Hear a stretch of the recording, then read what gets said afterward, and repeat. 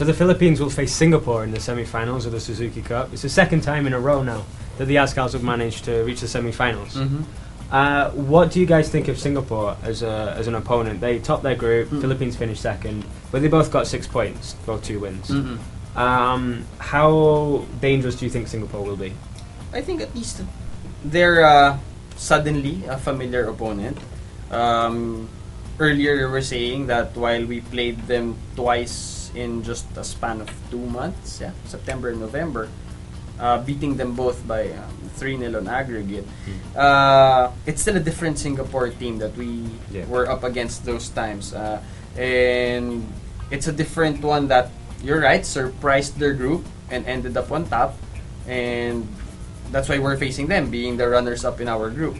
I would say at least that while there is that surprise factor, I would say that somehow, while we haven't got them all figured out, at least we've seen them already twice recently. In fact, I was wondering back then, di ba, na parang puro Singapore yung kalaban natin, di ba? Parang bakit kaya, di ba? And then suddenly now, who would have thought that we'd be up against them at a very crucial time in the tournament? Yeah, it's going to be 4 times in the span of 6 months. That's right. Maybe even less, Parang favorite eh. Oh, suke. Which is why I was saying on Twitter nga last night, na feeling ko, it's gonna be the up-and-coming rivalry in ASEAN.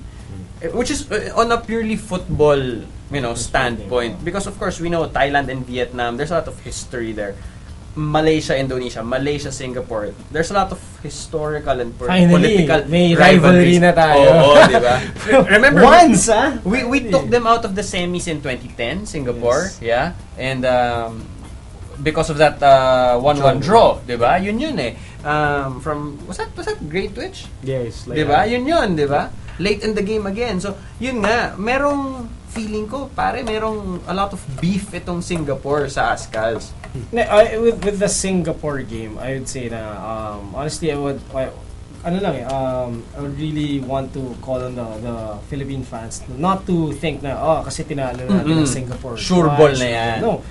As you were talking about it off cam na iba yung Singapore now in terms of fitness, in terms of how they're playing now.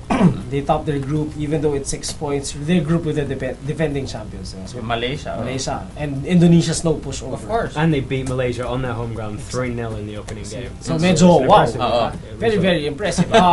And they're not relying on Alexander Duric anymore. Of course. Finally. Maybe he's not ageless anymore. Yeah, he's not ageless. He's aging now.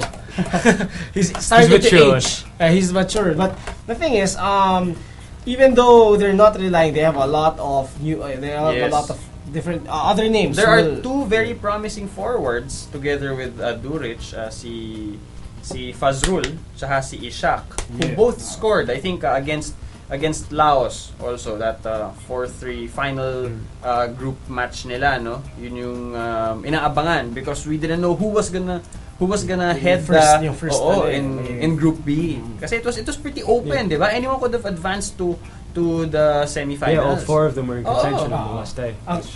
Sobrang close nga. Very, very balanced group as compared to our group. Yeah, let's go back a step here because that's an important point.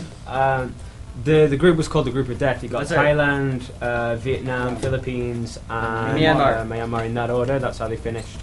So you've got the ranked number 3 Thailand, but really, honestly, they're the best country in Southeast Asia. Vietnam ranked number 1, Philippines ranked number 2, and Myanmar now at the 4th.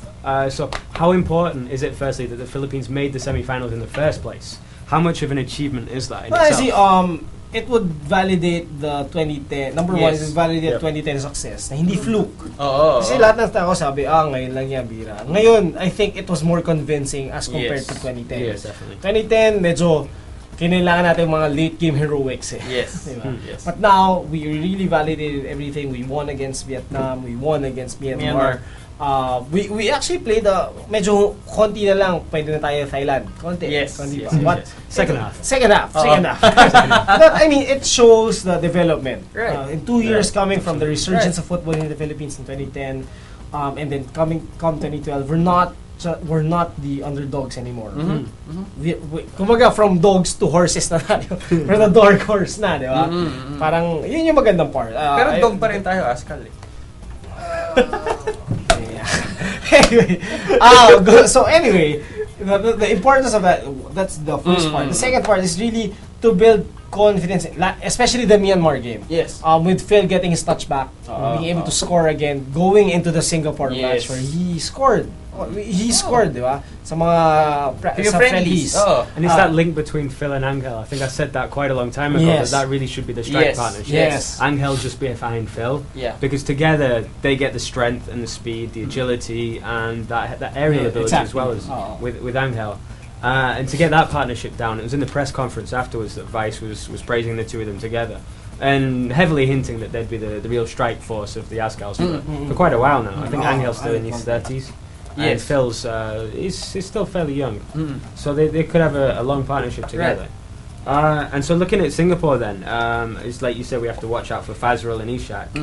And Durich from the bench. Of course, Durich also. He's also an impact substitute. I mean, sinasabi for years, pero kabado ang Pilipinas. Ang depensa ng Pilipinas. Actually, pumasok si Durich. Actually, in any form of the team that Durich is in, whether it's the Singapore NT, whether it's the Tampines Rovers, kinakabahan yung side ng Pilipinas. I would say, dito i-validate ni Rob Gear na hindi na siya kayang i-outrun ni Alexander Durich. Edad, laban sa edad. Edad, laban sa edad. So it's a chance for you to redeem. Yes, definitely. Definitely. I mean, no, 10. 10, 32 and 42. 10 years and then you get outrun by a 10-year senior. Nanakot si Durich sa Cebu, di ba? I mean, hindi rin siya, you're right. He's not a pushover when they came over last month. And it's important to note with like the Cebu result as well. That was fairly lucky, to be honest. Yes. That Singapore didn't score in that game. So what kind of advantage do you see with being able to hold the game at Rizal in Manila after the group stage? The team have got to know each other a bit, but they'll be missing a lot of the key players. Definitely. I mean, who's left now? Kagara, Mulders, Lucena. Lucena wasn't even there for Myanmar. Yes. Possibly Ray with the injury. And back in Iceland. Who else is there? Rob Gear's still here. Rob is here. Rob will still here. Juan will still be. Mueller will come in. Yes. Should do. But I'm expecting Ed. I'm expecting Ed between the posts. I would want Ed. Yes. Kasi meron he would have deserved this home match in Rizal. Definitely. I'd want Ed. But anyway, so how important will they be to the team? Syempre, mawawala yung mga players. Like, Ray has been very good in terms of defense, in terms of maturity sa definitely defensive line. himself, considering the Middle East. Jerry Lucena, syempre, si Colin Farrell natin. Seriously, I mean, in terms of, he's really, he's everywhere on the pitch. He's there to support the defensive line, to receive balls. He's really the first one to stop. Mas nauna pa siyang mag-close down as opposed to Jason De Jong. Siya lagi yung first one who really presses the counter-attack, who stops the counter-attacks. With Jerry Sena out, I wouldn't know who can do the same things that he did. Especially, and now you mentioned also, you just mentioned it. Paul Mulders. In terms of the attacking midfield, but then in terms of the partnership, I think Angel Grado can compensate for that already, if not even perform higher in terms of work rate. But I think Jerry Lucena is the crucial part there, and hopefully maybe which of the midfield will still be hopefully maybe Chris Greatwich, and Jason, who else? Marvin. But let's not forget those who might be coming off the bench still. You still have Demiton Froy, you still have Dennis Wolf, who could possibly also come in. So and then of course Chiefy, di ba? Nakita natin na medyo mas effective siya as an impact substitute. Parang pagkapasok off the bench, meron nang nagagawa. So yun. So So we'll look forward to see what the lineup is for that game. It'll be a good clash between the Philippines and Singapore, and they'll be able to hopefully go one stage further than 2010.